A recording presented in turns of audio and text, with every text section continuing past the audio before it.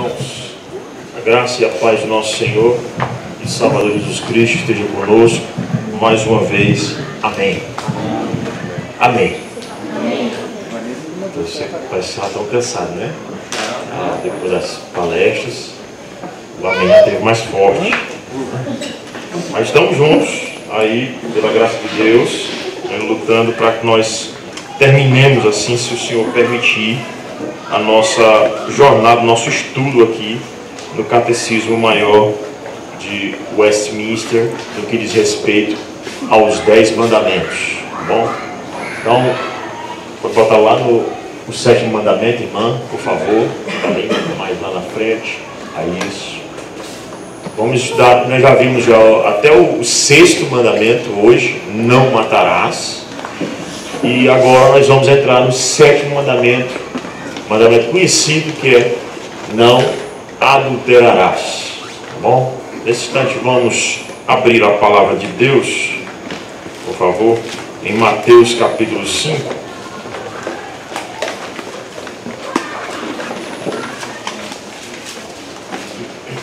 Mateus 5. Está aí o mandamento em Êxodo 20, 14. E nós vamos ler Mateus 5, texto que a gente vai usar bastante. Não vai ser o principal aqui, mas a gente vai utilizar ele bastante para o nosso estudo, tá bom?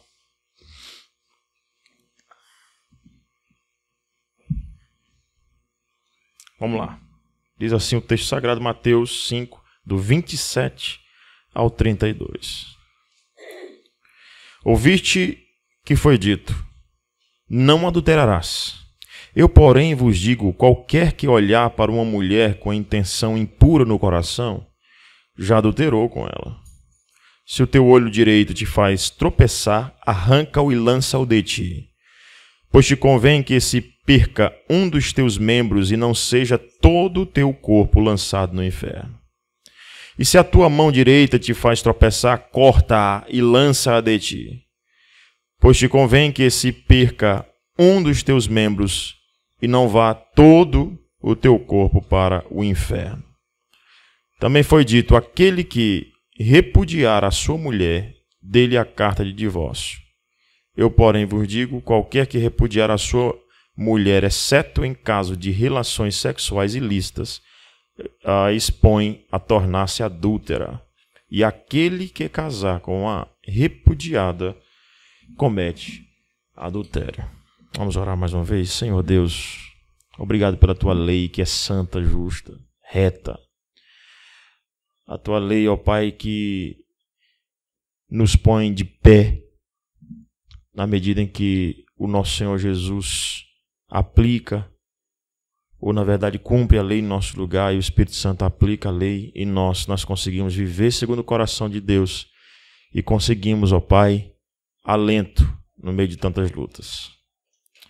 Agora que iremos estudar estes 2 mandamentos, o 7º e o 8º, que o Senhor nos abençoe para a glória do teu nome, Senhor.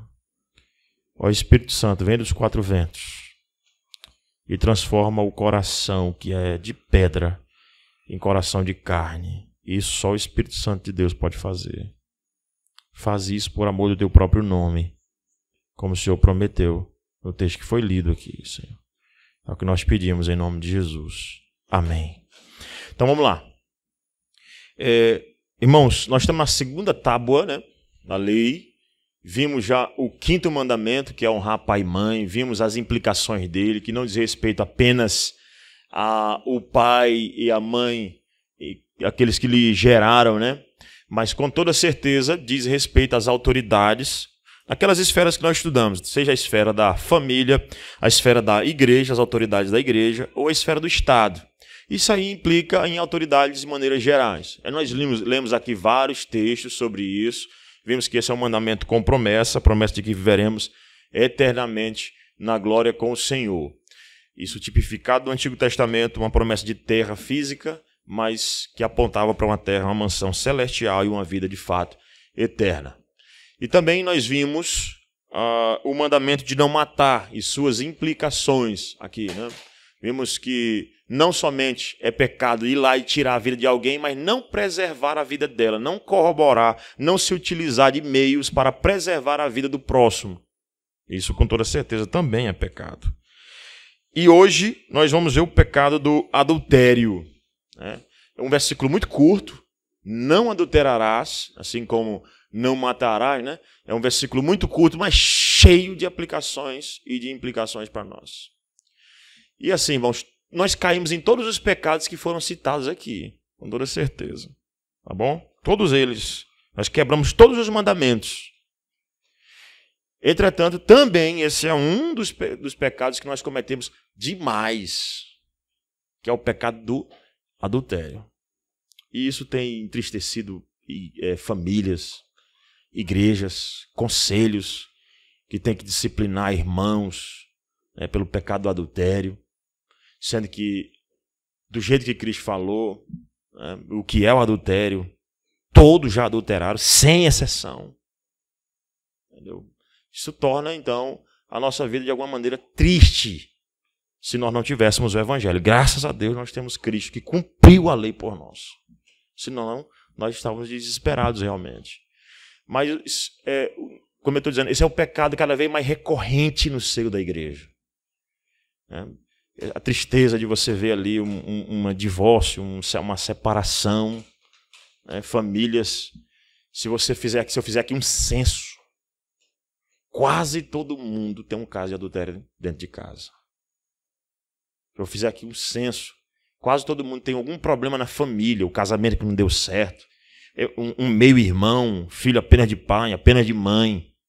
Tudo isso consequência da quebra do mandamento, da lei de Deus. Tá bom? Salvaguarda, claro, aquelas outras exceções. Estou falando do pecado em si. Tá bom? Então, o que esse pecado, na verdade, o que esse mandamento exige de nós? Quando ele diz, não adulterarás. O que ele quer de nós? Leia comigo, vamos lá. Os deveres exigidos no 7º mandamento são a castidade do corpo, mente, afeições, palavras e comportamento, e a preservação dela em nós mesmos e em quem? E nos outros. Continue.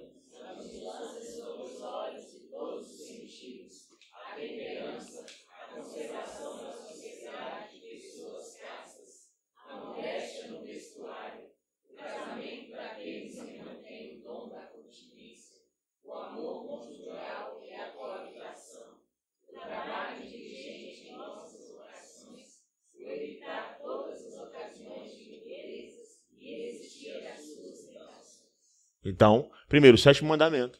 Ele exige de mim a castidade, a preservação da minha vida no setor sexual. Então, esse mandamento, quando ele diz não adulterarás, ele não só diz que eu não posso trair a minha esposa, ou a esposa não trair o seu marido, mas eu preciso preservar a minha castidade, a minha santidade sexual. Essa linguagem, muitas vezes, você acha, é da igreja católica, pastor, o negócio de preservar a castidade. Não. Essa é do crente, que precisa preservar a sua santidade no aspecto sexual. E aí eu queria ler, primeiramente, com vocês. Pode passar aí, irmã.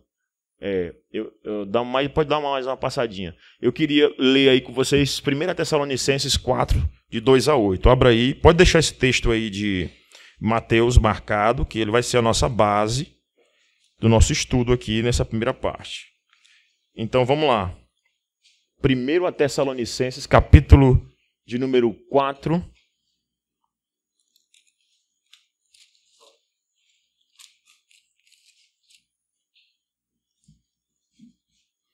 Diz assim, a partir do verso 1. Eu vou ler a partir do verso 1. Finalmente, irmãos, nós vos rogamos e exortamos no Senhor Jesus Cristo, no Senhor Jesus, que, como de nós recebestes, quanto à maneira por que deveis viver e agradar a Deus, e efetivamente estáis fazendo, continueis progredindo cada vez mais. Agora vocês, porque estáis o quê? Inteirados de quantas instruções?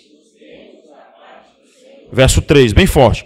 Pois esta é a vontade de Deus. Qual é a vontade de Deus? A vossa santificação, que vos abstenhais de quê? da prostituição.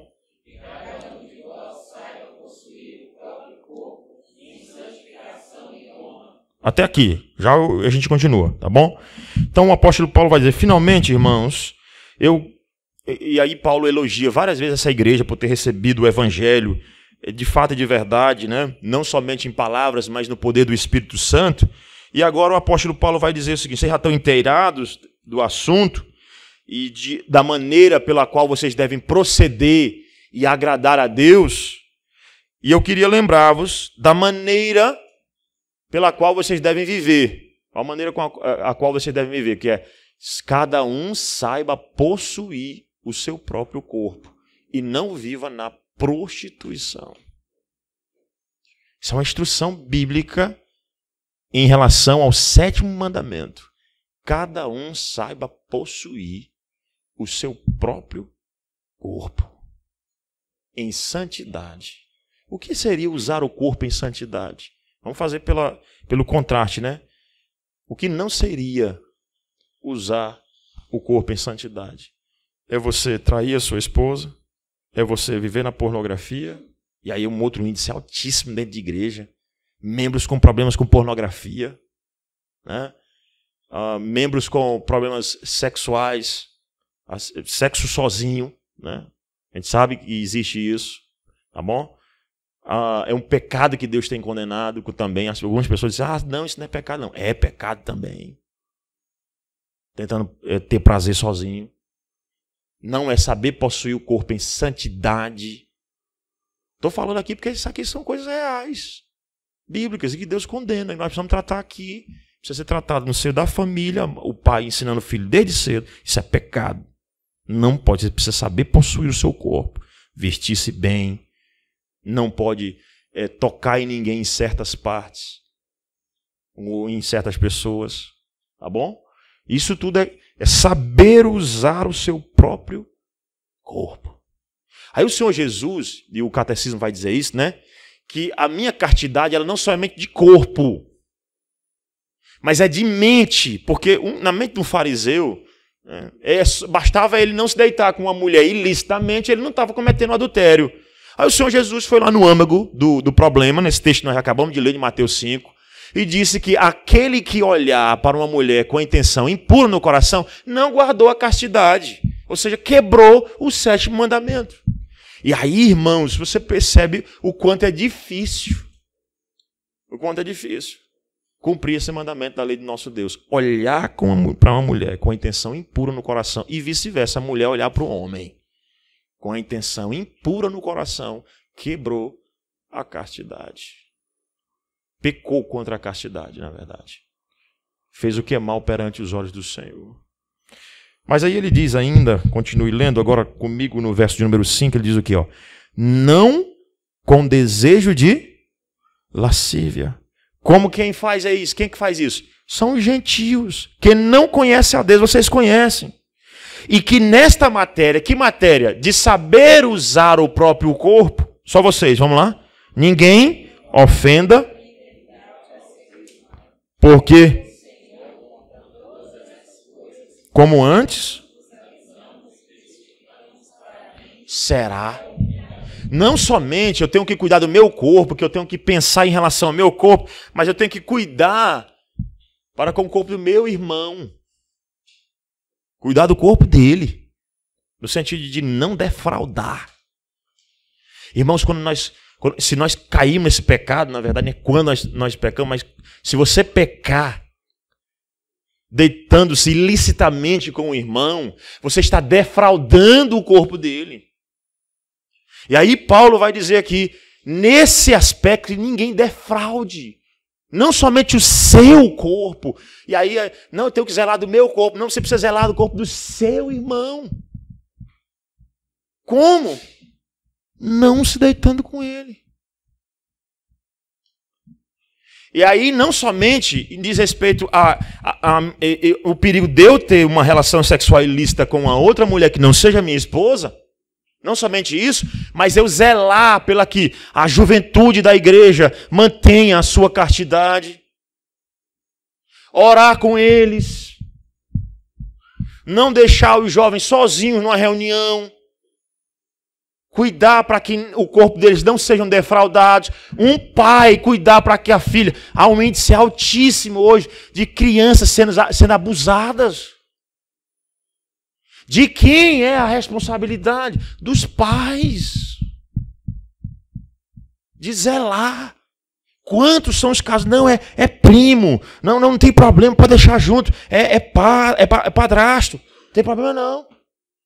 E aí você tem um índice altíssimo de pessoas sendo abusadas, irmãos. Eu aconselho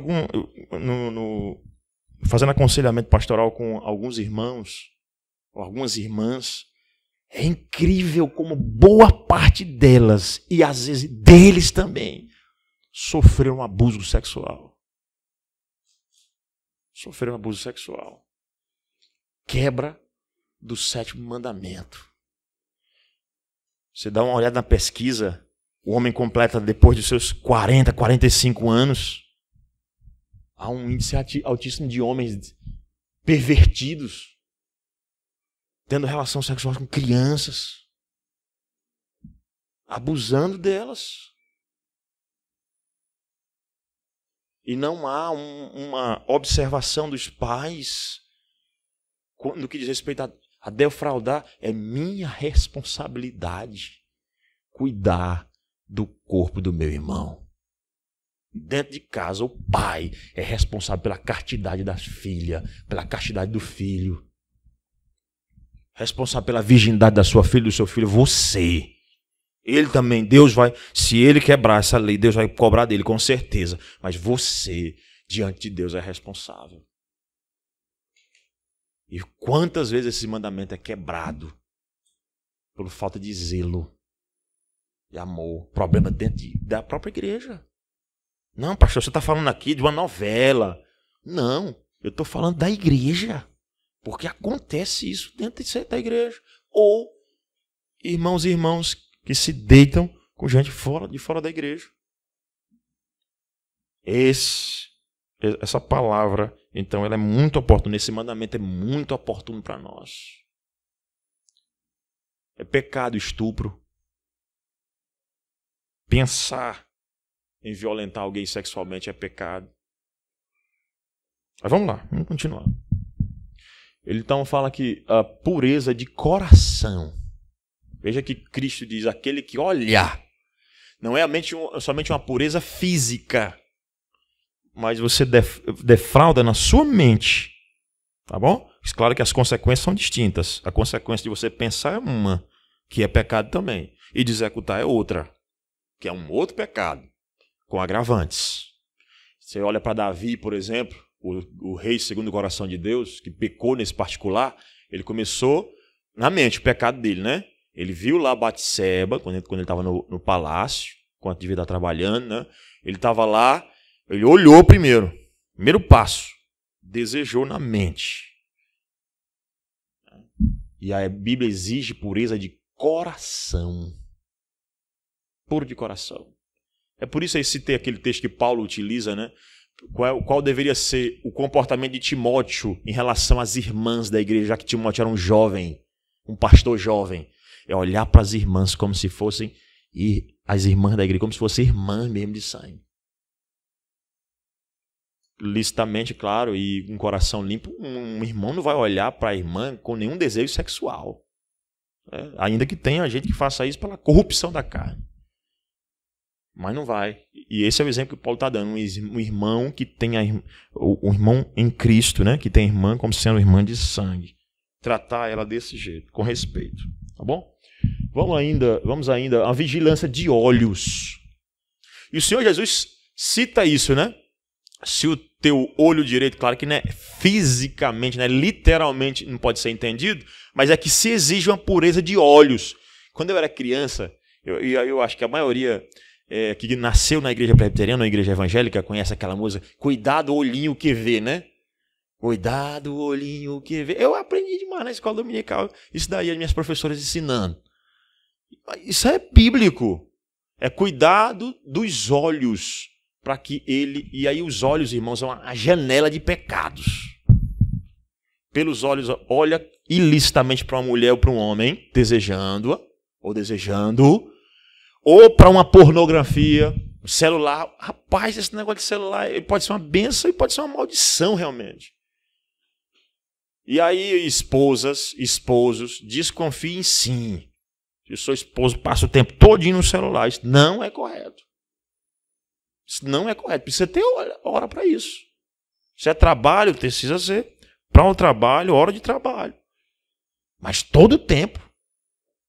Nem fala mais com a esposa, não olha mais para nada. Passa a noite, a esposa dorme, ou o esposo dorme, a mulher está lá olhando no celular. Fazendo o quê? Os olhos são janela. Abra em Jó, capítulo de número 31, versículo 1. Jó 31, 1. Alguém encontrar, pode ler, pode bradar bem alto aí para nós. Jó 31, 1.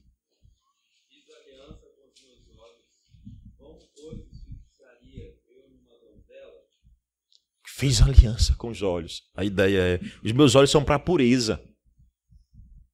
Como, pois, olharia eu para uma donzela? Isso, desrespeitosamente. Né? E é o que acontece muito. E veja que isso é uma das janelas do pecado. Abra aí comigo ainda em Filipenses. Filipenses, capítulo 4. Filipenses 4. Que é exigido uma pureza nossa de pensamento, de olhar. Indo um pouco mais adiante. 4, versículo 8.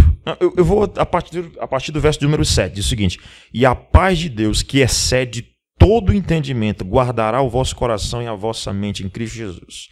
Finalmente, irmãos, tudo que é verdadeiro, tudo que é respeitável, tudo que é justo, tudo que é puro, tudo que é amável, tudo que é de boa fama, se alguma virtude há e se algum louvor existe, seja isso que ocupe o vosso pensamento. E aí Paulo não é um hipócrita.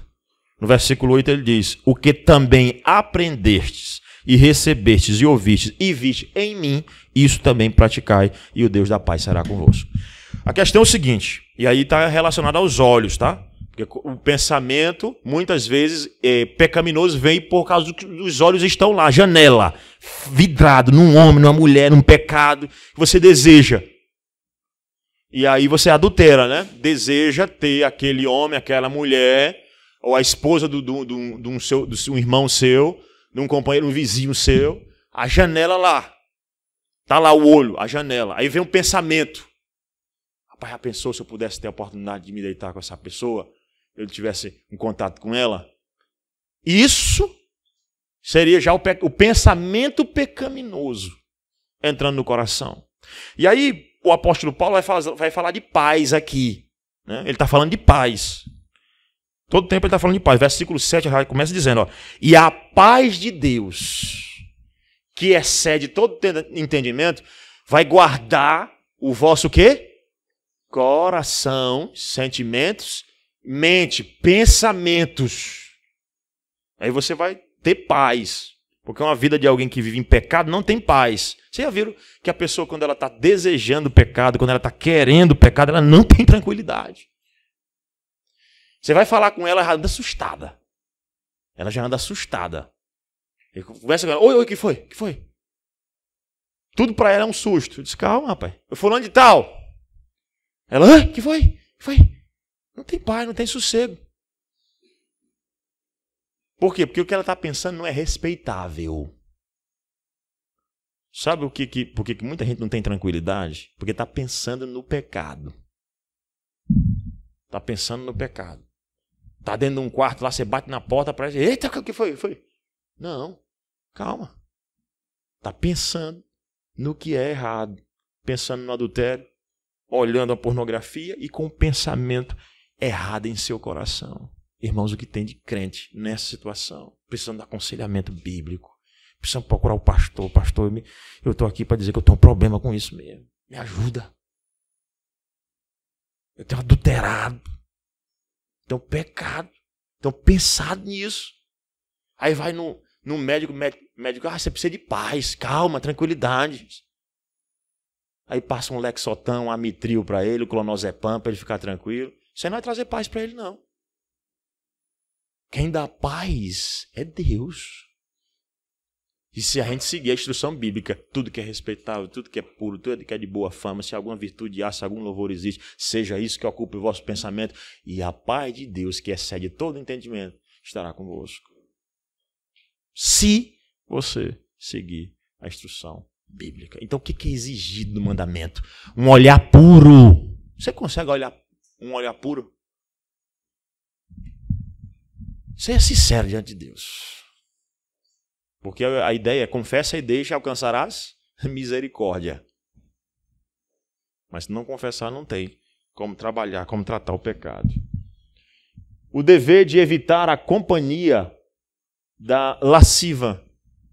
Vamos abrir aí, por favor. E aí esse texto de Provérbios ele é fenomenal. É um negócio mesmo extraordinário em relação a isso. Abra aí Provérbios, capítulo de número 2... Capítulo de número 2, verso 16 até o verso 20.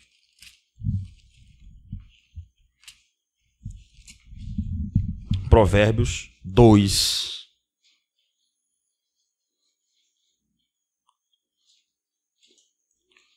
De 16 a 20. Vamos ler todo mundo junto? 1, 2, 3 e... Para te livrar de quem? Da mulher adúltera, da estrangeira que o quê? Lisonjeia com palavras, a qual deixa o amigo da sua mocidade e se esquece da aliança do seu Deus. Porque a sua casa se inclina para a morte, e as suas veredas para o reino das sombras da morte. Todos os que se dirigem a essa mulher não voltarão. Bem forte o 20. Assim...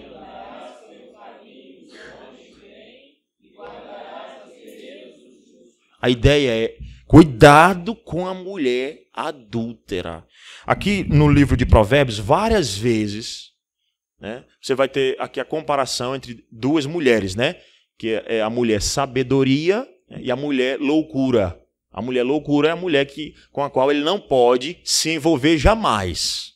Tá bom? Aqui o texto fala sobre sabedoria, a mulher sabedoria, né? Inclusive você tem aí a mulher virtuosa, a mulher sabedoria e a mulher loucura.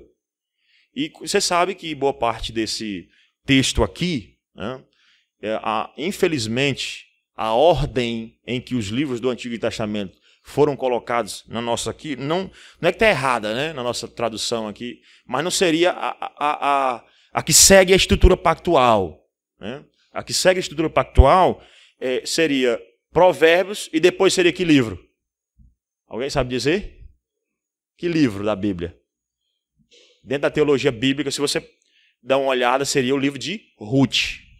Por quê? Porque o livro de Provérbios seria ensinando um filho a escolher uma mulher e a se desviar da mulher adúltera. E o que é o livro de Ruth? A escolha da mulher boa para se casar. Entendeu? Então, se você der uma olhada na divisão dos livros de um judeu, por exemplo, o judeu divide a Bíblia levando em conta o pacto. Entendeu? Essa divisão aqui é levando um aspecto histórico, cronológico e tal, mas o judeu divide levando em consideração o pacto. Para você ver que tem pacto de novo, até na divisão da Bíblia. Tá bom? E é um negócio extraordinário. Né? O último livro não seria Malaquias, mas o último livro seria o livro de Deuteronômio, de Reis. Né? Então você tem aí uma troca que é importante, que seria levando em consideração o pacto. O pacto. E aí esse livro é mostrando como escolher uma mulher. Como escolher uma mulher.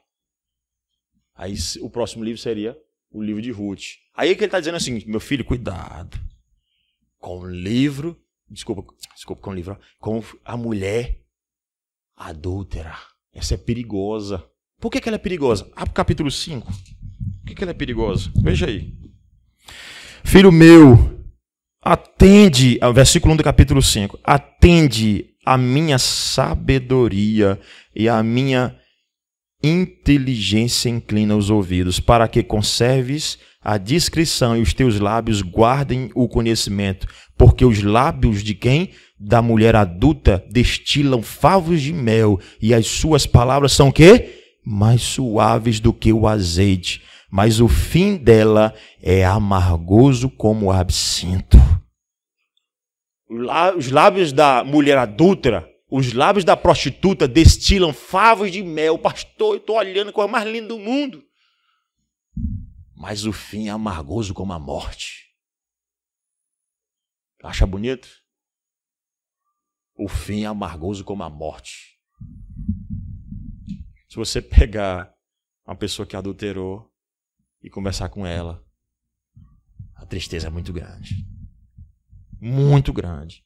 Recentemente eu, conversando com uma pessoa muito próxima a minha, que caiu no adultério e foi restaurada, graças a Deus, ele diz, olha, eu caí nesse pecado, eu não indico isso para ninguém. E o que eu digo é, olha, preste atenção, que isso acaba com a vida de qualquer um. Ele é uma testemunha viva, graças a Deus, de restauração mesmo. Porque caiu nesse pecado que Deus restaura pela sua graça, com certeza. Mas continua lendo aí, porque o texto vai dizer as consequências de você abraçar, né? Por isso que é exigido. Os seus pés descem à morte, os seus passos conduzem-na ao inferno. Ela, vamos lá todo mundo junto? Não pondera a vereda da vida, anda errante nos seus caminhos e não sabe. Ela anda errante. Verso 7. Agora, pois, filho, dá-me ouvidos e não te desvie das palavras da minha boca. Afasta o teu caminho de quem? Da mulher adúltera. E não te aproximes da porta da casa dela, nem chega lá perto. Porque o problema é esse nosso com o pecado. E aqui a mulher adúltera não serve somente para o homem a lição, mas para a mulher também. O problema, irmãos, dessas pessoas que caíram no adultério, né, que traíram sua esposa, que caíram na fornicação, é porque fica namorando com o pecado. E o pai está dizendo aqui, nem chega na porta da casa dela. Porque o perigo é grande de você cair. Se eu sou forte. É não. Nós somos fracos. E a palavra de Deus diz, olha, nem chega perto da tentação. E mais, olha o que ele diz, sabe por quê? Verso 9, para que não deis a outrem a tua honra, nem os teus anos a cruéis. Converse com uma pessoa que adulterou e tem a vida desgraçada por causa disso. Está aí, dando a sua honra, que era para sua esposa, para outrem, e sofrendo com pessoas cruéis. E mais.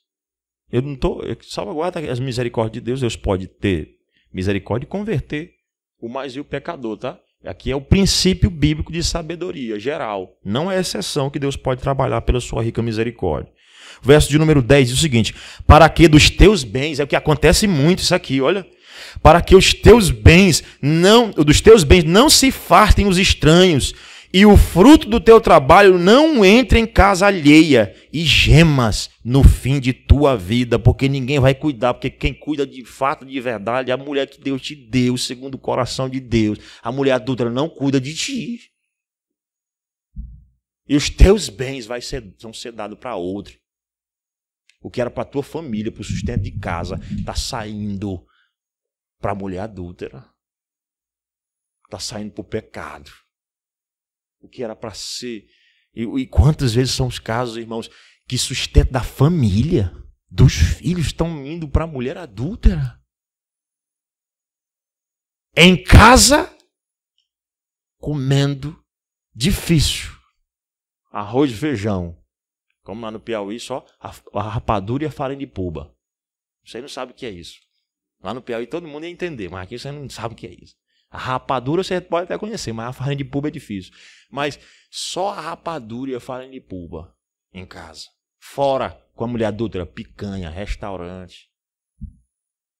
E quando chegar o fim da vida, parte dos bens dele vai ser repartida em 10 filhos que ele tem fora de casa. Ou ela. A Bíblia já trabalhava esse conceito há muito tempo. E o problema continua.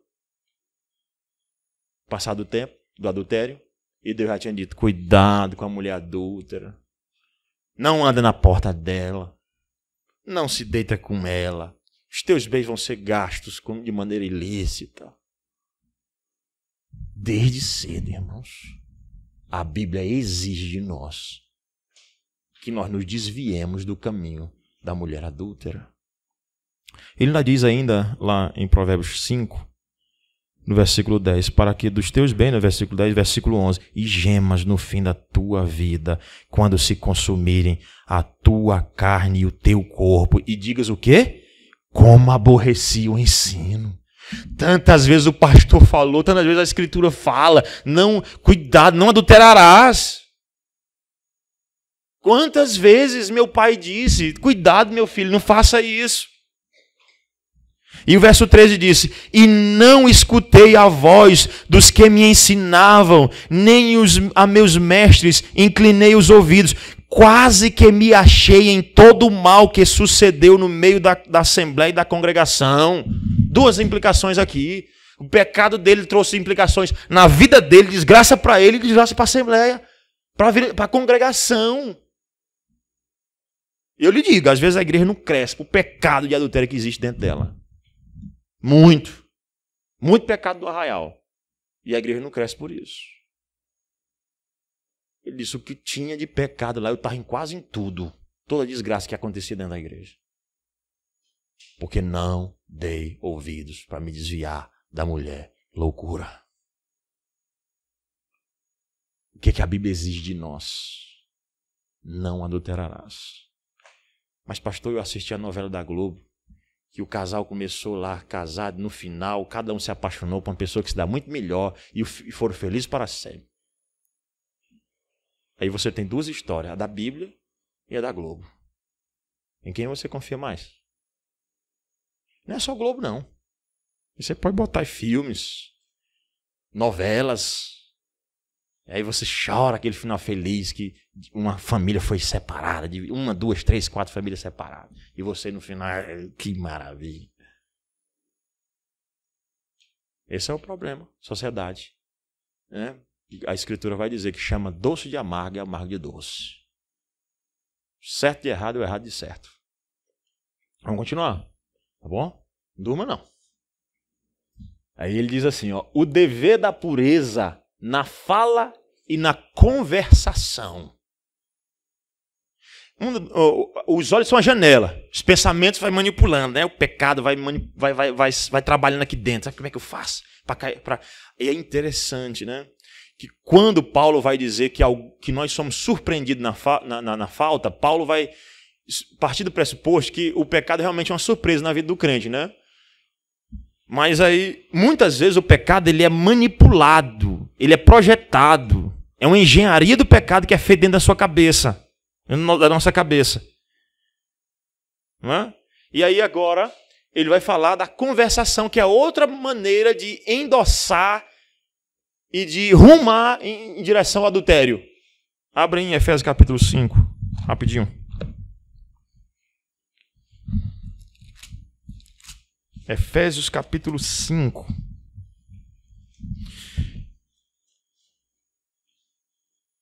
A partir do verso 3 ele diz o seguinte, olha, mas a impudicícia e toda sorte de impurezas ou cobiça nem sequer se nomeia entre vós, como convém a santos, nem a conversação o quê? Torpe, nem palavras vãs ou chocarrícias, coisas essas inconvenientes, antes, pelo contrário, ações de graças. Sabei, pois isto, nenhum incontinente ou impuro ou avarento, que é idolatria, tem herança no reino de Cristo e de Deus. Irmãos, aquelas piadas imorais, nem sequer se nomeia. Sabe qual é o problema? É que a gente entende muito bem que xingamento, né, piadas imorais sobre sexo, não é quebra do 7º mandamento. Mas isso é. O mandamento exige de mim palavras santas. Aí, muitas vezes está lá irmãos, e às vezes até irmãos já mais maduros, entre aspas, né? Era para ser maduro, muito tempo na igreja. E de repente conta lá uma piada com pecado. Aí eu disse o seguinte, como eu estou lá na roda, né? Pastor, com licença, me desculpe pela palavra. Eu, desculpo não. Você vai xingar e não desculpa a palavra, não.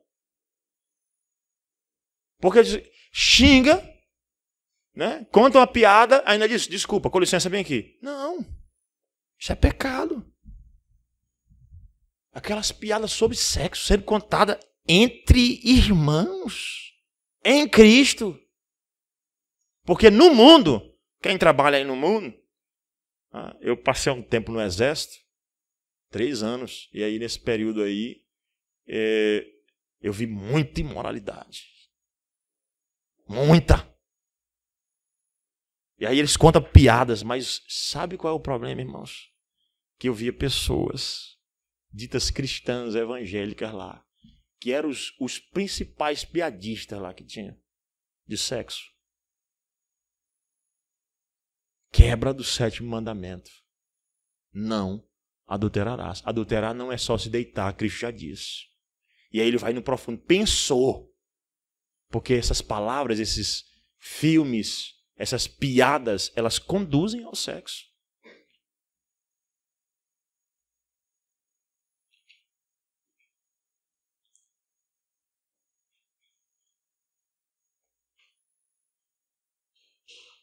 Desculpa aí, irmãos, prendeu aqui a voz. Não.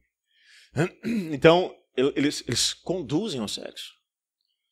A conversação tem que ser, ele vai dizer, antes, ações de graças, salmos, hinos. Eu fico tão feliz, eu acabei de dar o estudo hoje pela manhã e eu fui bombardeado aqui pelos jovens. Eu fiquei tão feliz. É a maior alegria de um pastor, você pode ter certeza. É você acabar de dar um estudo bíblico. Eles o pastor, que palavra. Mas não é para exaltação, não. É porque foi bíblico. Não estou dizendo assim, para bater no ombro e exaltar o pastor. Não, isso não. Pastor, me ensina um pouquinho mais. Eu quero aprender um pouquinho mais. Mas é tão bom, irmãos, ouvir isso. Do contrário, que muita gente vem ao acampamento, lá, conversação torpe aqui, chocarris, piadas. Eu tomara que depois da conversa não tenha tido nenhuma piada dessa natureza. Eu creio que não, que os jovens aqui, pela graça de Deus, eu creio que são santos. Mas é exigido de nós padrão de santidade. Até nas palavras. Tá bom? Os pecados contra a pureza e que procedem do coração. Aí é famoso, não vou nem abrir o versículo, né? A Bíblia diz que a boca fala do que está cheio o quê? Então ele quer limpo o coração. Quer que seja limpo não somente de palavras, não somente de olhares, não somente de pensamentos, mas que você seja limpo de coração. Por que tem muita piada? Porque o coração está cheio dela, cheio do desejo sexual ilícito, pecaminoso. Tá bom?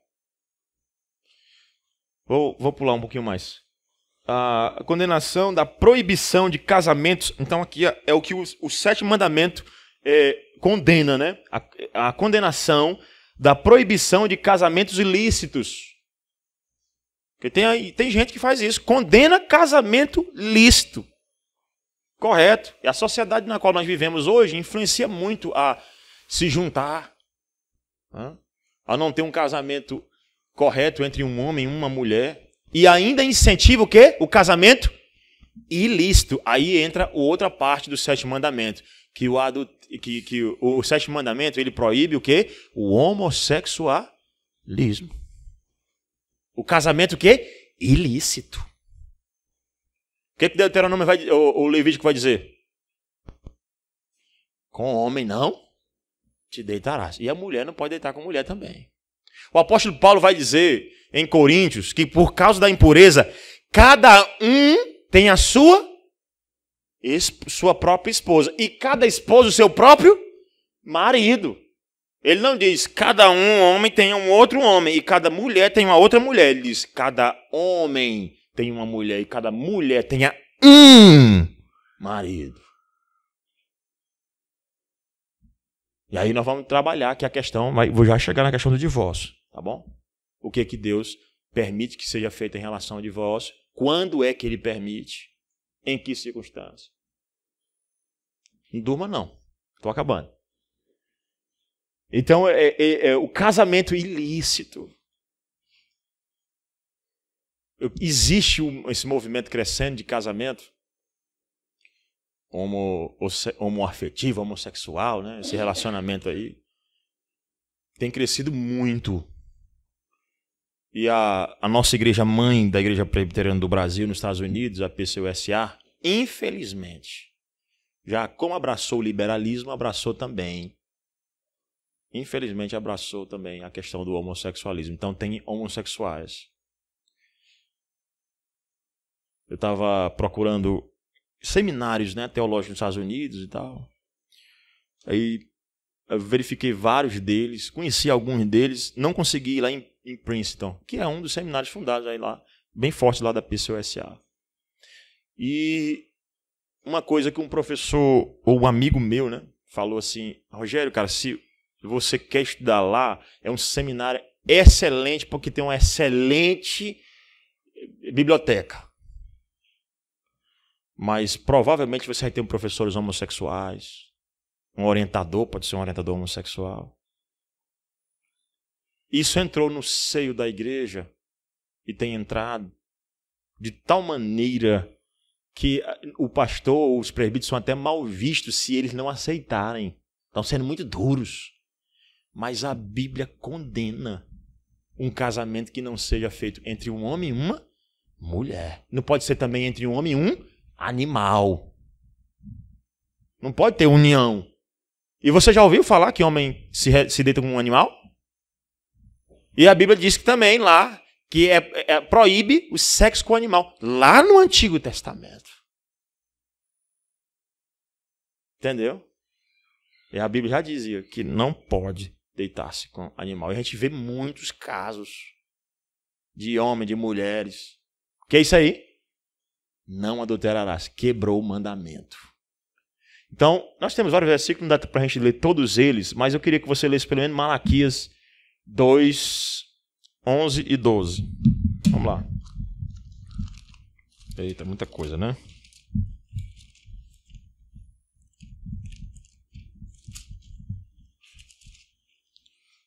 Tomara que eu tenha anotado aqui.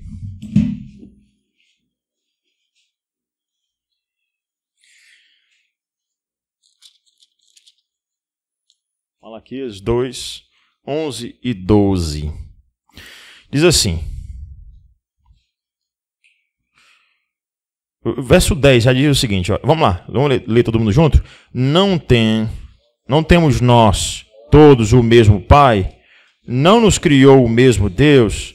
Por que seremos desleais uns com os profanando a aliança de nossos pais?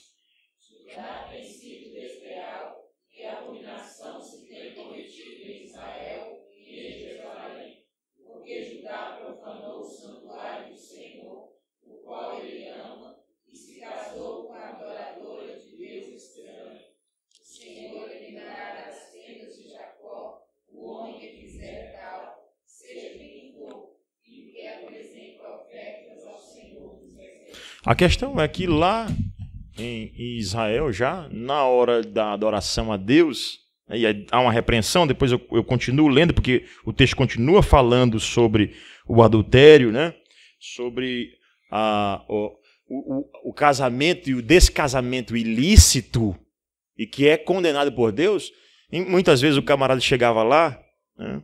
Ele tinha uma esposa, ele largava a esposa dele, de repente ele chegava lá no culto como se nada tivesse acontecido, com outra mulher. E Deus diz: eu estou sabendo, amigo. Isso aí não é tua esposa, não. Nessa daí, não. E Deus tem isso como sendo o quê? Uma abominação. E o povo ainda recebia a maldição de Deus e perguntava: cadê? Por que Deus está me amaldiçoando? Verso 15, veja aí, ó. Verso 15. Não fez o Senhor mesmo... Vamos lá, todo mundo junto? Fez o Senhor mesmo que havendo nele um pouco...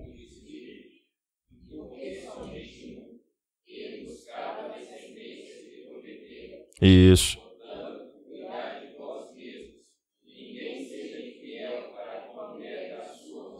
Ninguém seja o quê? Para com a mulher da sua mocidade. Porque o Senhor, Deus de Israel, diz que odeia o quê? o repúdio. E também aquele que cobre de violência as suas vestes, diz o Senhor dos Exércitos. Então Deus diz, olha, não deixe a mulher da sua mocidade. E aí você tem um índice altíssimo também de homens, quando completa 40, 50 anos, às vezes bem antes disso também. Não quer mais a esposa dele mais não. Não quer mais. Não são poucos os casos que as mulheres procuram os pastores chorando. Pastor, meu esposo não quer mais não. E aí começa a se vestir com um jovenzinho, cortar o cabelo igual um adolescentezinho de novo, botar um óculosinho diferente, sapatinho jovial, né? Peraí, rapaz. Deus conhece a mulher da tua mocidade, viu? Deus sabe qual é. Isso acontece? Dentro da igreja? Infelizmente. Lá no Piauí, pelo menos, já aconteceu. Não sei se aqui em Minas Gerais já teve caso. Eu acho que já, porque a queda foi federal, né? Então, esse mandamento exige a monogamia e proíbe a poligamia. Ele aprova a monogamia, ou seja, o casamento com uma única mulher. Mas ele proíbe casar-se com mais de uma pessoa. E aqui você tem que entender, irmãos, que ele está se referindo especificamente ao caso de você estar casado com duas pessoas. É claro que é pecado, com toda certeza, ou na verdade Deus não quer que haja jamais divórcio. E existem algumas situações em que o divórcio ele é sim permitido. Inclusive a nossa confissão ela vai falar sobre isso, a confissão de fé de Westminster, à luz das Escrituras Sagradas. E alguns casos são permitidos, e Cristo falou aqui no texto que nós lemos. Mas ninguém pode se basear, tipo assim, pastor, porque é o seguinte, Davi teve várias mulheres, eu também quero ter. Ou seja, ele não quer um casamento monogâmico, ele quer um casamento poligâmico. Então ele chega e diz, olha, você já olhou, pastor, para Moisés, e Moisés tinha mais de uma mulher, e Deus abençoou ele. Olha que coisa boa. Você já olhou para Davi, o homem segundo o coração de Deus? Você já olhou, pastor, para Salomão? Tinha mulher lá, um monte de concubina, pastor. Então eu posso ter também. Não.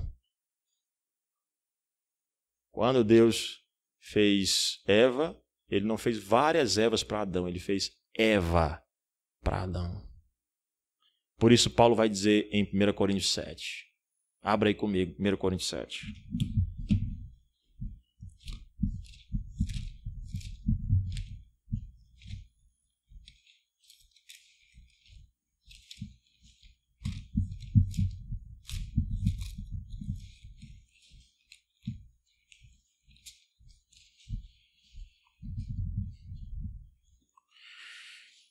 Quanto ao que me escrevestes, é bom que o homem não toque em mulher.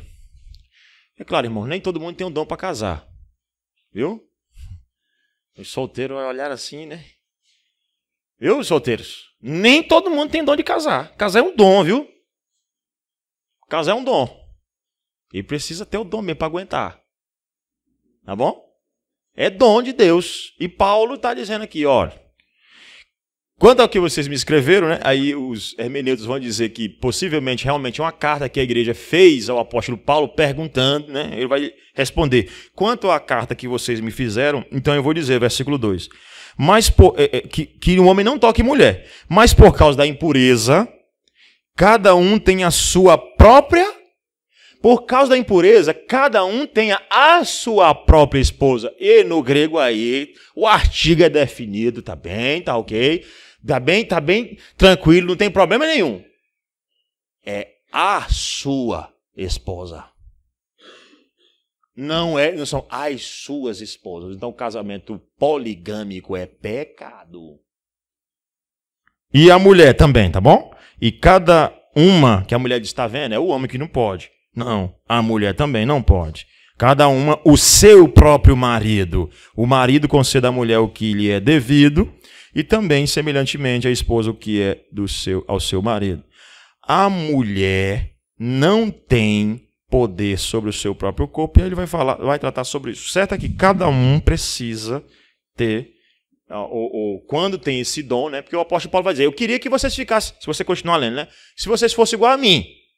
Mas cada um tem de Deus o dom que Deus dá. Uns de um jeito, outros de outros. Uns não tem dom de casar, os outros têm. Outros têm. Eu, graças a Deus, tenho. Deus me deu minha esposa, sou muito feliz com ela. Agora tem outros que não têm esse dom. Mas se tem o dom para casar, você só pode ter uma pessoa para se casar. Pode passar aí, irmão. Porque você pode perguntar, e o divórcio, pastor? Eu li o versículo, volta lá para Mateus. E o divórcio? O divórcio, a Bíblia vai dizer. Né? Vai tratar sobre isso. Versículo 32 do texto que nós já lemos. Eu, porém, vos digo, qualquer que repudiar a sua mulher, exceto o quê? Em relação sexuais ilícitas, a expõe a tornar-se adúltera. Exceto em caso de relações sexuais ilícitas. Então, Cristo faz uma exceção aqui, que os teólogos de Westminster vão entender que é uma exceção que mostra um extremo. Tá bom? Se você for para Mateus capítulo 19, também tem instrução acerca disso, né? Você tem os fariseus lá querendo pegar Cristo no contrapé, né? Com relação ao divórcio, o Cristo vai dizer, né? Olha, Moisés disse para dar carta de divórcio por causa da dureza do coração. E por causa de relações sexuais ilícitas, então é lícito dar carta de divórcio. Tá bom? E aí, como eu disse, os teólogos de Westminster, se você for para o capítulo sobre casamento, vão interpretar aquilo com toda certeza como sendo algo extremo, mas que Deus permite, numa situação extrema, que o divórcio aconteça.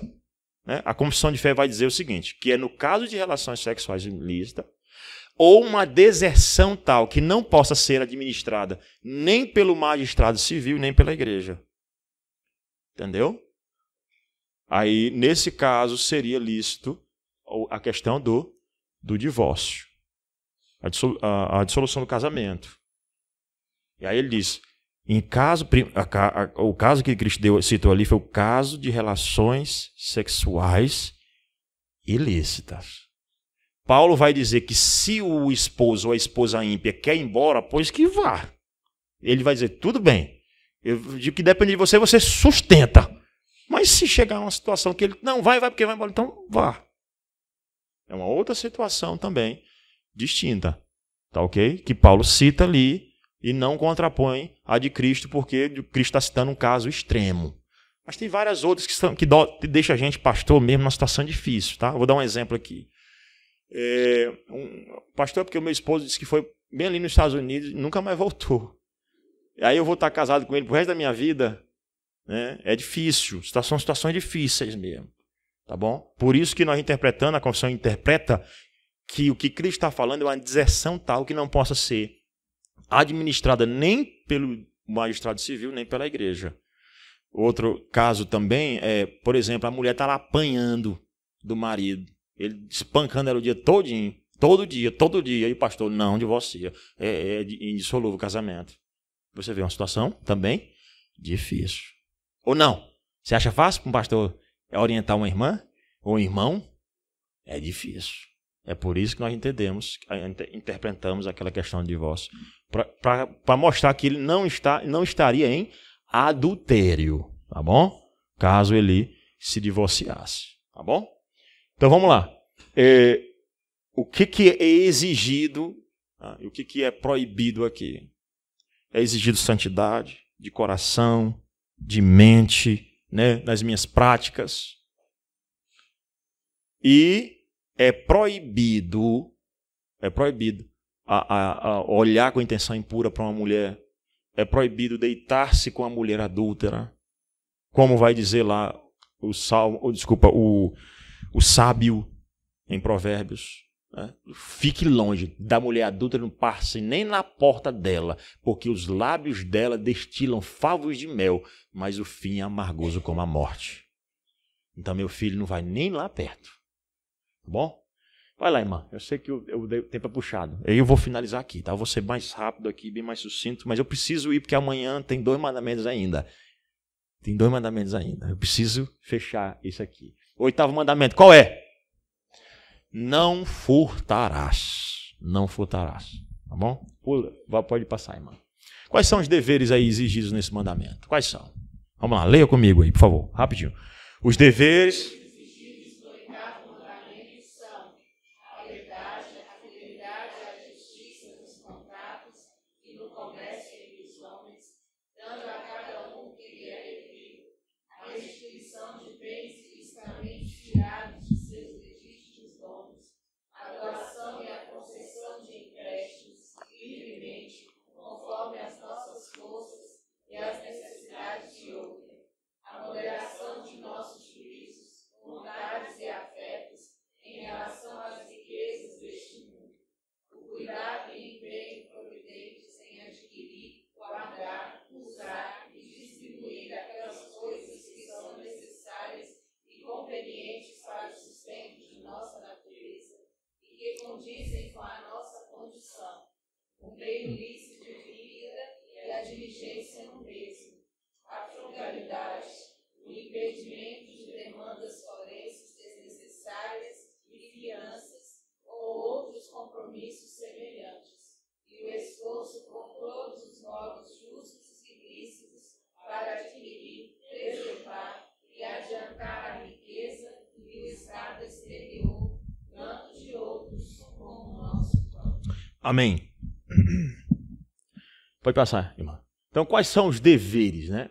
Os deveres que são exigidos de nós, enquanto cristãos, servos de Deus, e também de todos os seres humanos, porque a lei é para todos, né? É que nós sejamos justos em nossas relações, primeiro ponto, né? Pode ser observado, em nossas relações comerciais. Tá? Então, não furtarás. Que é isso? É você ser justo. E não roubar ninguém, não enrolar ninguém. Quando você comprar, você pagar. Aí o crente tem que ser um padrão disso. A ninguém deve coisa alguma, exceto o amor. Só que, infelizmente, como eu disse já aqui, em uma das palestras, às vezes o crente deve mais do que o descrente. Está lá com o nome no SPC, no Serasa. Crente. Está devendo na quitandinha da esquina lá. Entendeu? E aí está devendo no comércio. Os cartões todos estourados. Você está roubando. Agora eu não roubo só do outro, não. Eu posso roubar até de mim mesmo. Quando eu não administro bem os meus bens, tá? Como nós vamos ver aqui. Então, abra no Salmo 15. Nós já temos, até lemos já essa parte. Salmo 15, versículo 2 e o versículo 4. Alguém que encontrar pode ler. Tá? Salmo 15, 2 e 4.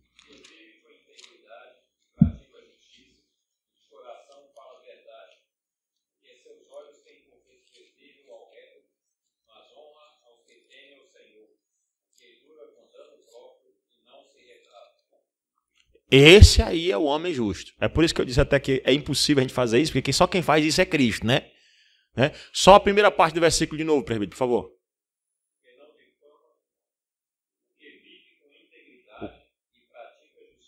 Isso, o que vive com integridade é justo. Em quê? Em tudo.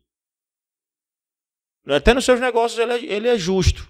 Ele não enrola uma pessoa. Como nós vamos ver aqui o exemplo, né? Até citado aqui o exemplo da balança, né? Bota alguma coisa lá para pesar um pouquinho mais. Vai chegar lá, tá bom? Então, agora abra aí ainda em Zacarias 7. Zacarias 7. Zacarias 7.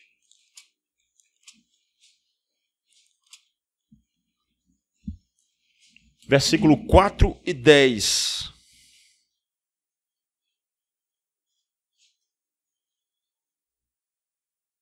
Diz o que o texto? Vamos lá? Então, a palavra do Senhor.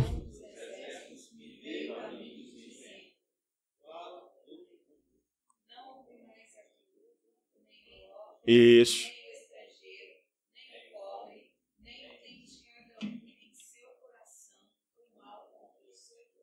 Não oprimais a quem?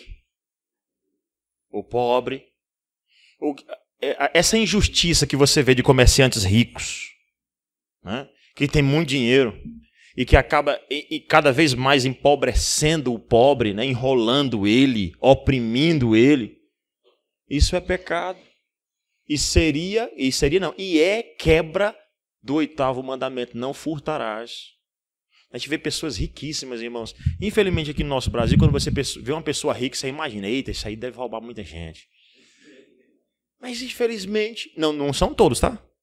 Tem gente justa, pela graça de Deus. Tem gente justa. Mas tem muita gente enrolando o pobre, a viúva. Até pastor tirando a ofertinha da viúva pobre. Não tem, não? Tem. Agora o presbítero estava citando o caso, né, de um dos pastores famosos do Brasil aí, de igrejas neopentecostais, que pega lá a ofertinha da viúva pobre, pega lá todo mundo, aquelas ofertas. Tudo isso é oprimir o pobre, isso é quebra, você está furtando, está roubando. Quando você tem um pastor da teologia da prosperidade tirando tudo que a pessoa tem, uma irmã da minha igreja que veio desse movimento, né? Ela disse, pastor, uma vez que aconteceu foi que eu não tinha nada mais. Eu já tinha dado tudo. Tudo mesmo. E aí o pastor, eu só tinha um vale transporte. Lá no Piauí, não sei se vocês conhecem aqui esse negócio de vale transporte, mas no Piauí tem um vale, tinha, né? Um valezinho que você recebia que era um vale transporte. Aí você comprava, né? Aí ela disse, eu só tinha um vale transporte. E aí quando o bispo me pediu, eu disse, eu só tenho um vale. Ele disse, pô, deu vale. Deu vale. Essas coisas de opressão injustas são todas pecado. Deus odeia, tá bom?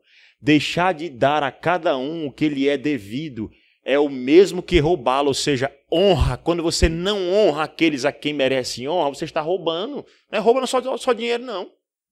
Quando você não respeita o seu pai, sua mãe, o governo que Deus colocou diante de você, tudo isso aí é quebra do 8º mandamento. Você está usurpando a honra. O que mais? O dever de restituir o bem adquirido ou retido desonestamente. Levítico 6, 2 e 5. Alguém abre aí para a gente rapidinho, para a gente acelerar. Outro já abre em Lucas 19, 8. Deixa lá de Zaqueu. Rapidinho. Então, Levítico 6, 2 e 5, né? O mandamento exige de mim, se eu tirei de alguém, eu preciso devolver. Tá bom? Se veio... Por favor, alguém lê. Levítico 6, 2 e 5. 2 a 5.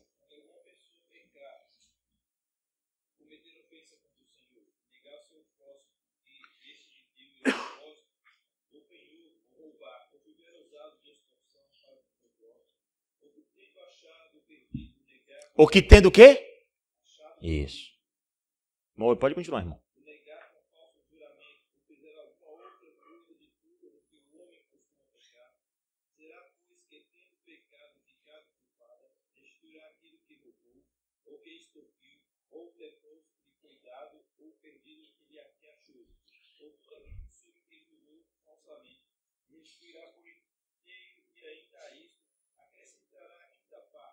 Pronto. Tá bom. Até aí. Veja bem. Você tirou de alguém. Agora que foi convertido, você devolve. Se você tirou ilicitamente, o texto não fala somente de tirar, mas se você encontrar, se você achar. Ah, pastor, porque eu achei R$50. É meu. Não é seu, não. Aí quando você perde, né? É claro que você queria que alguém te devolvesse. Isso foi eu que perdi. Ah, pastor, esse pessoal não tem educação, não. Esse povo brasileiro é muito... E você? Então, se você tirou de alguém, ou se você encontrou algo de alguém, você precisa devolver. Não é seu. E o que o mandamento exige? Que você devolva. Não furtarás. Não é teu. Não é teu. Você imagina num mundo que essas coisas funcionam? Imagina aí. Que os mandamentos todos são cumpridos. Que ninguém olha para a mulher do outro. Que ninguém pega no dinheiro do outro. Que um ama o outro, respeita o outro, não mata o outro, preserva o outro. Faz de tudo para ele ganhar dinheiro. Você imagina. Ah, pastor, isso é o céu. Isso, o céu vai ser assim mesmo. Se o mundo cumprisse, se você olhar para aqueles países que mais tiveram impacto da fé genuína, eles têm um pouco disso, tem um lampejo do céu, um lampejo. Não é o céu ainda, né? Você vai num país desenvolvido que teve influência, por exemplo, os Estados Unidos teve influência, você vai num país europeu, teve influência muito grande da reforma protestante, que eles têm esse princípio. Irmãos, eu cheguei, quando eu cheguei pela primeira vez nos Estados Unidos, eu deixei o carro, trancava o carro todas as vezes, né? Aí até que um pastor colega meu disse, ei, cara, não precisa não, deixa aberto. Eu disse, não, pai, vou roubar isso aqui. Não, eles não vão mexer não nisso aí. Pode deixar aberto. Só que eu estou acostumado, meu amigo, a trancar e voltar para conferir 3, 4 vezes. Eu tenho essa doença. Minha esposa reclamou, foi muito. Mas eu volto umas 3 vezes. Aí vai lá, aperta de novo. Aí eu já estou sentado já num lugar para lanchar e volto lá só para ver se eu tranquei mesmo. É quase um toque, né? Mas então não, viu? O certo é que é a insegurança pelo princípio bíblico que é uma pessoa desconfiando da outra todo o tempo. Você vai passar um troco, a outra está uma maior preocupação, não somente se você pode se enganar ali, mas se você vai roubá-la de verdade. Ela pega aqui o seu dinheiro e dá uma olhada assim para cima para ver se o dinheiro é falso. Porque vivemos num mundo que não cumpre os mandamentos. Não tem os princípios bíblicos a sério. O 8º mandamento requer que demos e emprestemos na medida do possível para ajudar a outros em necessidade. Dá a quem te pede. Lucas, né? O Senhor Jesus vai dizer, Lucas 6,30. Leia esse texto, alguém lê para mim, por favor. O certo é que você, na medida do possível, quando você não dá a quem está com realmente necessidade, como vai dizer Tiago, né? Se chegar um irmão te pedindo e você tem, não dá, você só diz para ele, vai com Deus, Deus te abençoe. Vamos fazer uma oração aqui, irmão. Eu vou orar, Senhor, providencie alguma coisa para ele. E você tem, não ajuda. Não é bíblico, isso é roubo, você está roubando. Está quebrando o 8º mandamento. Ainda bota a mão na cabeça do irmão e diz, Deus te abençoe. O meio pelo qual Deus usa para abençoar o irmão é você. Você. Alguém aí, tá? Lê Lucas 6,30.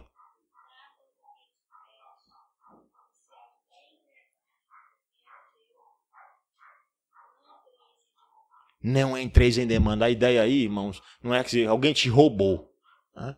Mas alguém pegou o que é teu emprestado, você deu. Não vá lá e diz, eu quero com juro. E veja que juro não é pecado, tá?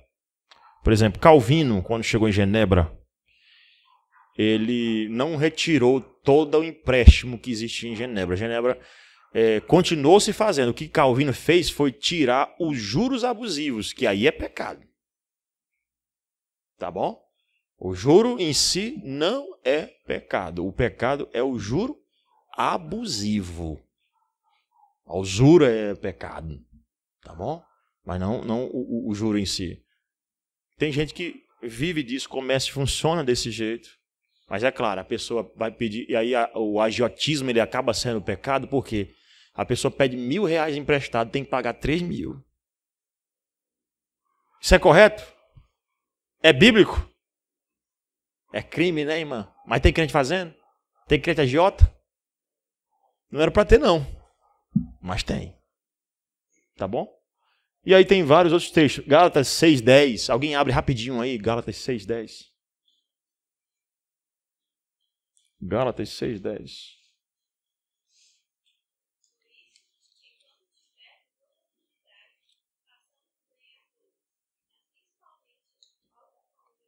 Façamos o bem a quem? A todos. Agora existe, irmãos, um princípio de prioridade bíblica. Tem gente que ajuda a instituição de Nossa Senhora não sei o quê, instituição daquilo outro, instituição da... Não é pecado utilizar os seus bens para isso. O problema é que tem gente, às vezes, morrendo de fome dentro da igreja. E o irmão não ajuda, ele ajuda qualquer coisa. E interessante, irmãos, que o melhor mecanismo para ajudar e tirar a pobreza que Deus deixou foi a igreja. Se a igreja fizesse a parte dela, a pobreza já tinha diminuído muito. Demais.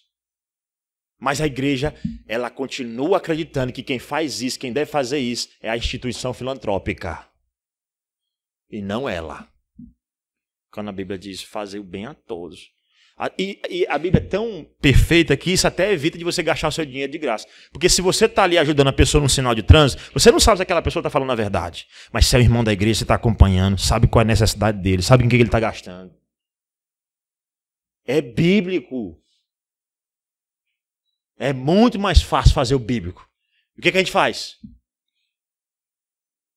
O que a Bíblia não manda. O pecado, tomando ocasião na lei, gerou em mim toda sorte de concupiscência, ou seja, eu quero fazer aquilo que a lei manda não fazer.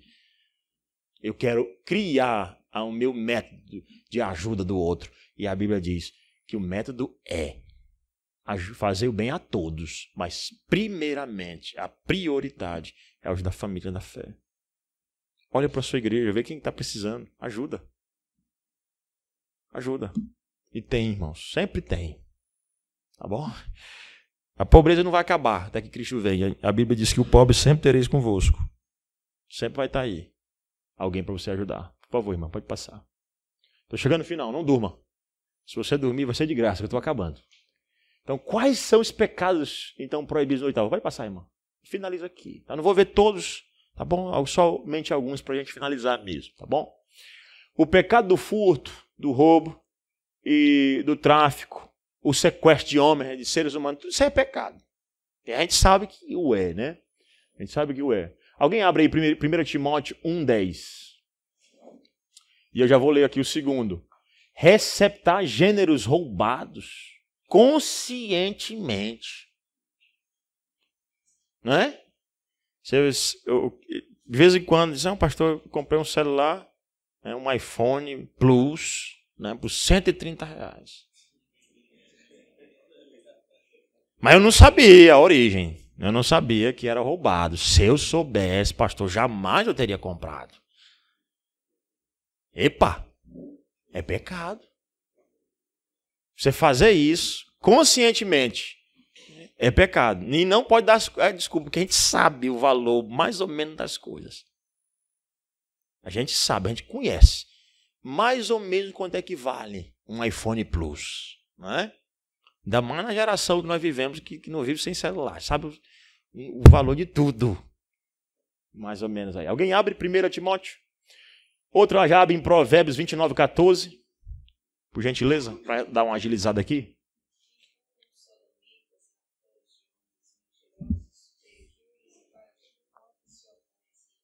Todos eles, leia um versículo antes, só a primeira parte, irmã, do versículo. Do versículo anterior. Isso. A lei é para quem? É para os raptores, por ladrões. A lei é contra eles. Que lei? Não furtarás. Não queres temer a lei? O que a Bíblia diz? Cumpre-as e terás o louvor dela. Não, a lei é ruim. Não, é ruim para o malfeitor, irmãos. Nosso Brasil, nosso país, às vezes tem medo, né? Diz, não, essa lei está muito severa. Mas veja bem, é severa para quem descumpri-la. Mas para quem está vivendo debaixo, tudo corretinho, essa lei é uma maravilha. É não? Que a gente vive de maneira justa, igualitária. Tá bom? Estou sentindo um cheiro realmente queimado aqui. Tá. Realmente, eu não sei o que é aí, mas tomara que seja lá fora, né? Não seja nada, nenhum equipamento aí. Então vamos lá. Alguém pegou aí Provérbio 29:14? Uma bradada aí ligeiro.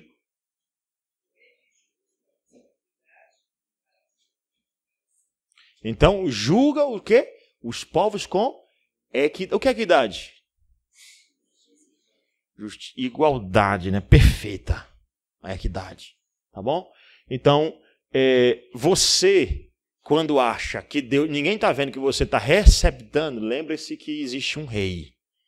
que julgará com justiça. Ele sabe se você é ou não consciente daquilo. Vou dar uma lida nos pontos finais, irmãos. Aí estão os versículos.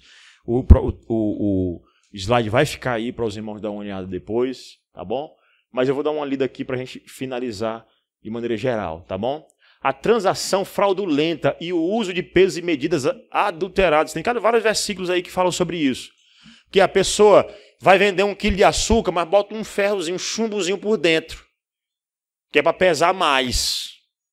Ou o que acontecia nos comércios antigamente, né? A pessoa ia comprar 1 quilo de galeto. Lá no Piauí tem isso, não sei se aqui tem. 1 quilo de frango, o galeto lá é o frango. Aí ele ia comprar 1 quilo de frango, o cabo que ficava debaixo da balança aqui, ó, botando o dedo aqui, pesando, que é para pesar mais. E ele acha que Deus não está vendo. É o garçom que botou na conta uma coisinha que a pessoa não comprou. Tudo isso vai ser um dia o quê? Tudo isso é quebra do 8º mandamento, tá bom? Medidas adulteradas, a remoção intencional de marcas de propriedade. Lá, você vê lá em Deuteronômio, vai falar disso. Isso tem muito em campos assim grandes como Minas Gerais, né? Um entrando no terreno do outro, roubando 2, 3, 4 metros aqui, até quilômetros, hectares de terra do outro. E não, ninguém está vendo, eu vou só aumentando. Todo dia eu boto minha cerca um pouquinho mais para lá. Todo dia. Todo dia. Deus que é justo e julga com equidade. Está lá o texto de Deuteronômio 19, 14, vai falar sobre isso. Sobre o pecado de você entrar na propriedade do outro. A Bíblia já trabalhava esses problemas que a gente tem hoje, né? Jurídico, seríssimos de propriedade. A Bíblia já tratava há muito tempo. São proibidos todos os tipos de opressão ou meios de se levar vantagens sobre desvalidos e outros em proveito, né? Proveito próprio. Algumas pessoas, olha, veja bem, e aí eu tenho um pecado em relação a isso também, que é roubo, tá? Você tem um parente lá que tem um problema na perna, ou tem qualquer outro problema de saúde, que tem uma legislação que diz que essa pessoa pode comprar um carro, né, com desconto. Aí todo mundo chega lá e diz, ei, eu quero comprar um carro no teu nome. Aí o outro chega, eu quero comprar um carro no teu nome. Para quê? Para ganhar o desconto. Isso é roubo. Não é para ele o carro. O carro é para você. Se o carro for para ele é uma coisa. Mas se o carro for para você e você está se beneficiando disso, é pecado. O mau uso das coisas dos outros. Destruição de ônibus, ambientes públicos, que a gente faz muito. Tudo isso é roubo, irmão. Má administração do meu próprio dinheiro. Você gasta tudo com tudo. Crente, o que tem de crente com problema, irmãos, financeiro? Meu Deus do céu. Aí o pastor já sabe, quando o irmão está com problema no dízimo, provavelmente ele está arrebentado em outros setores. E ali o dízimo só é a ponta do iceberg. Entendeu? Já está desembocando ali. O problema já chegou lá e o pastor vai conversar. O que está acontecendo, irmão? Senta aí. Fala logo o que está acontecendo, irmão. Ei, pastor, eu peguei meu cartão, estourei tudo. Comprei tudo que não podia com dinheiro que não tinha. E agora não tenho como pagar. Pecado. Está roubando. Não está fazendo mau uso do dinheiro. Por favor, irmã.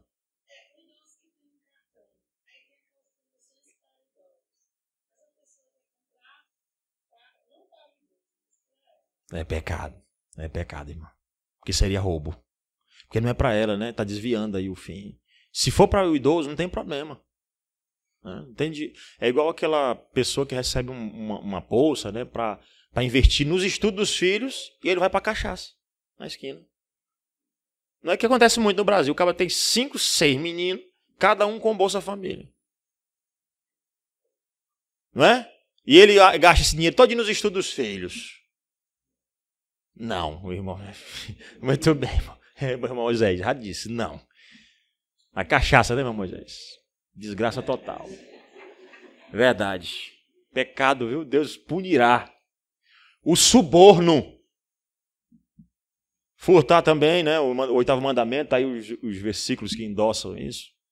O suborno. Você foi parado pela Polícia Federal. andou em altíssima velocidade. Aí, junto com o seu documento, você bota R$ 200 ali. Só que, ó, meu documento. Disse, não, pastor, não é pecado, não. É o que não queria pegar multa. Eu queria evitar todo aquele pecado. O suborno é pecado. Você está fazendo política, está comprando voto. Tudo isso aí é pecado. É roubo.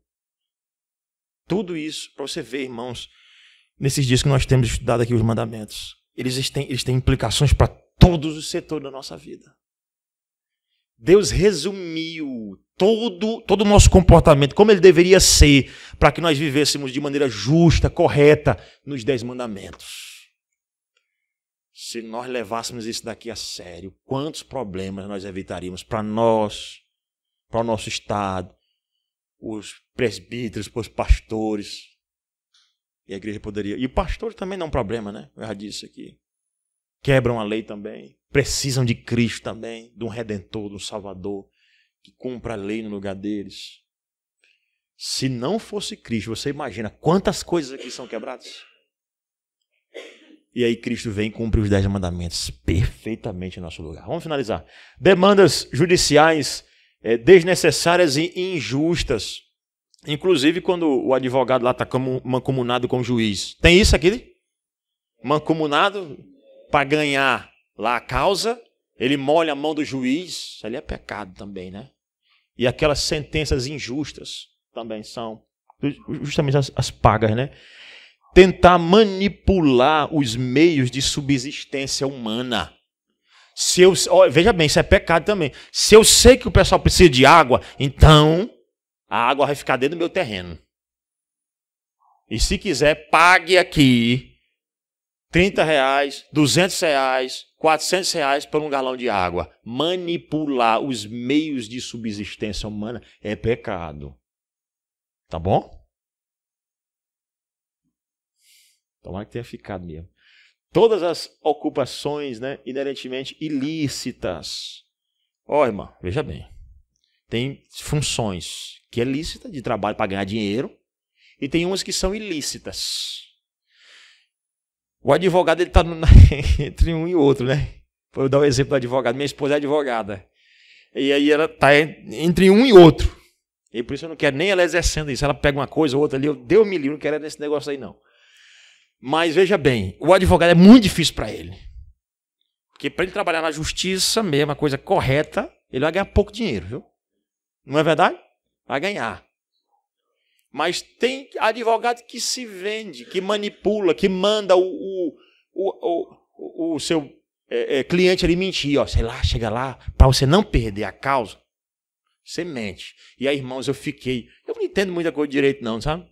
E eu cheguei, meu pai faleceu num acidente de trânsito. E aí a pessoa que estava envolvida lá foi chamada lá no tribunal e tal para responder e tal. Aí quando chegou lá, o acusado lá,